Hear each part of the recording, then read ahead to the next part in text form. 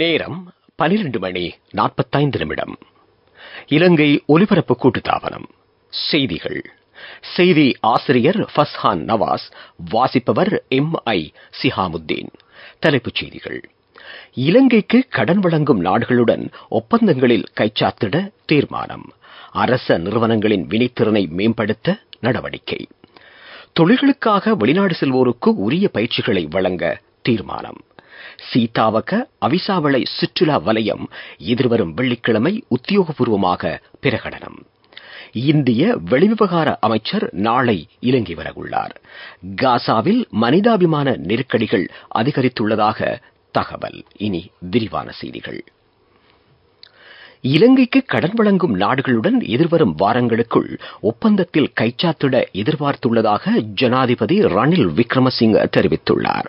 இதனைத் தொடர்ந்து போட்டித்தன்மையுடன் கூடிய டிஜிட்டல் மயப்படுத்தலுக்கான பசுமை பொருளாதார ஊக்குவிப்பிற்கான வேலை திட்டங்கள் நடைமுறைப்படுத்தப்படவிருக்கின்றன.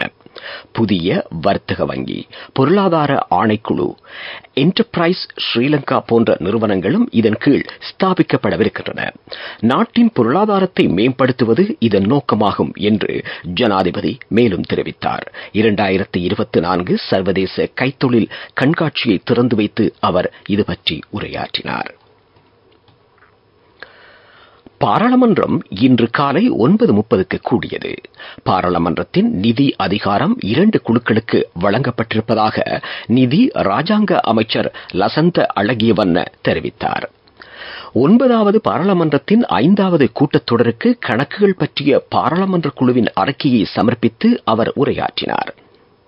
இந்த குழுவில் 836 நிறுவனங்கள் இடம்பெற்றுள்ளன.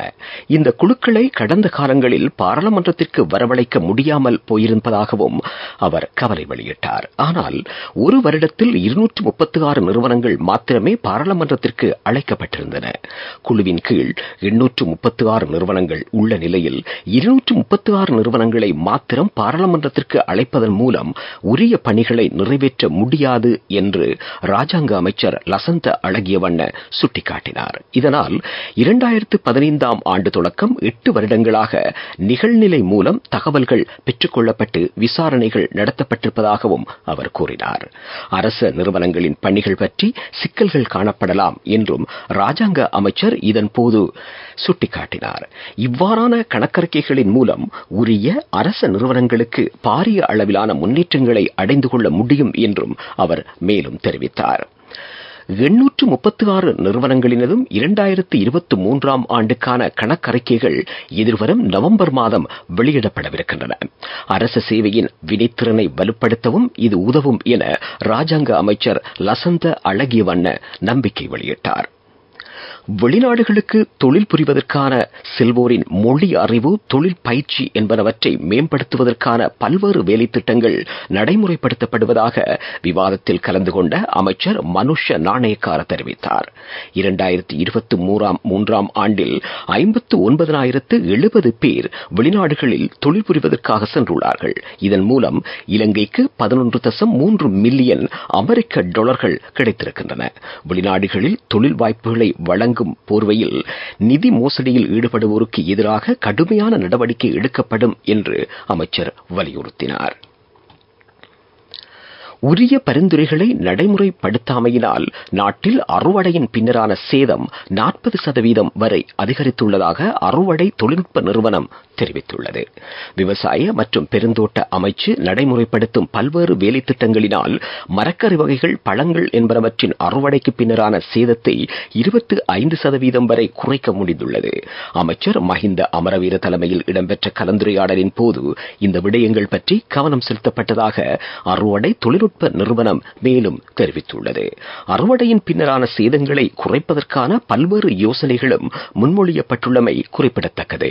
நீங்கள் கேட்டுக்கொண்டிருப்பது இலங்கை ஒலிபரப்பு கூட்டுத்தாபனத்தின் செய்திகள்.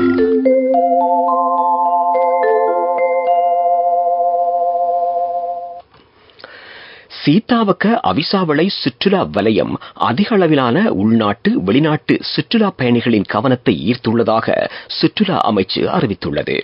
சர்வதேச தரம் வாய்ந்த நிலையான சுற்றுலா வலயமாக இது அமைக்கப்பட்டுள்ளது. இந்த வலயத்தை உத்தியோகபூர்வமாக பிரகடனம் செய்யும் நிகழ்வு பிரதமர் தினேஷ் குணவர்தன தலைமையில் இடம்பெறவிருக்கிறது. சீதாவக்க ஈரவலய பூங்காவின் இந்த நிகழ்வு ஒழுங்கு செய்யப்பட்டிருக்கிறது. இந்த நிகழ்வில் நியூசிலாந்து, தென்கொரியா, ஆஸ்திரேலியா, ஜப்பான், நேபாளம், இந்தியா ஆகிய நாடுகளைச் சேர்ந்த 100க்கும் அதிகமான பிரதிநிதிகள் கலந்து கொள்ளவிருக்கின்றார்கள்.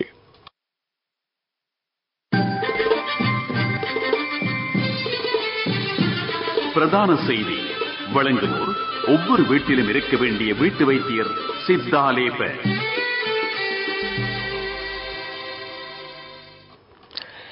இந்திய வெளிவிவகார அமைச்சர் கலாநிதி சுப்பிரமணியம் ஜெய்சங்கர் நாளை இலங்கை வரவுள்ளார். இந்திய பிரதமர் நரேந்திர மோடியின் இலங்கைக்கான விஜயத்திற்கு முன்னர் இங்கு நிலவும் முதலீட்டு வாய்ப்புகள் பற்றி ஆராய்வது இந்த விஜயத்தின் நோக்கமாகும். திருகோணமலையில் கைத்தொழில் வலயம் ஒன்றை அமைப்பது பற்றியும் இந்திய அரசாங்கம் கவனம் செலுத்தியுள்ளது. இந்தியா உட்பட பல்வேறு நாடுகளின் முதலீட்டாளர்களை கவர்ந்தெழுப்பதன் வாய்ப்பும் இதன் மூலம் கிடைக்கும் என்று நம்பிக்கை வெளியிட்டுள்ளமை குறிப்பிடத்தக்கது.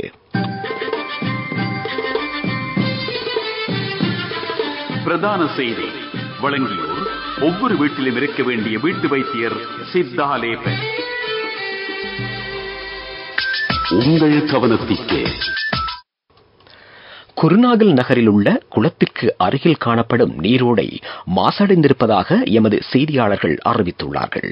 இதனால் இந்த பிரதேசத்தில் அதிக அளவிலான நுழம்புகள் காணப்படுவதாக பிரதேசவாசிகள் கவலை வெளியிட்டுள்ளார்கள். கடந்த காலங்களில் இந்த பிரதேசங்களில் அதிக அளவிலானோர் பாதிக்கப்பட்டுள்ளதாகவும் அவர்கள் கூறுகிறார்கள். இதுபற்றி உரிய அதிகாரிகள் கவனம் செலுத்த வேண்டும் என்பது மக்களின் கோரிக்கையாகும். குருநாகல் மாநகர சபையின் கவனத்திற்கு இந்த விடயத்தை சுட்டிக்காட்டுகின்றோம். உலகச் செய்திகள். இஸ்ரேல் ராணுவம் பாதுகாப்பான வலயங்களின் மீது தாக்குதல் நடத்தி வருவதாக பலஸ்தீன செயற்பாட்டாளர்கள் அறிவித்துள்ளார்கள். அல் மவாசி பகுதியில் உள்ள மனிதாபிமான வலயத்தின் மீது நடத்தப்பட்ட தாக்குதல்களில் 7 பேர் கொல்லப்பட்டிருக்கிறார்கள். சர்வதேச மனிதாபிமான சட்டங்களை மீறும் வகையில் இந்த தாக்குதல் நடத்தப்பட்டிருப்பதாக மனித உரிமை அமைப்புகள் குற்றம் சாட்டியிருக்கின்றன. இதேவேளை காசாவில் நாளுக்கு நாள் பாரிய அளவிலான மனிதாபிமான நெருக்கடிகள் ஏற்பட்டு வருவதாக பிபிசி உலக சேவை செய்தி வெளியிட்டுள்ளது. போதிய அளவிலான சுகாதார வசதிகள் இல்லாமையினால் காசாவில் உள்ள சிறுவர்களுக்கு மோசமான தொற்று நோய்கள் ஏற்படுவதற்கு வாய்ப்புகள் காணப்படுவதாக ஐக்கிய நாடுகள் அபிவிருத்தி திட்டத்தின் அதிகாரிகள் மேற்கோள் காட்டி பிபிசி உலக சேவை செய்தி வெளியிட்டுள்ளது. அபிவிருத்தி செய்திகள்.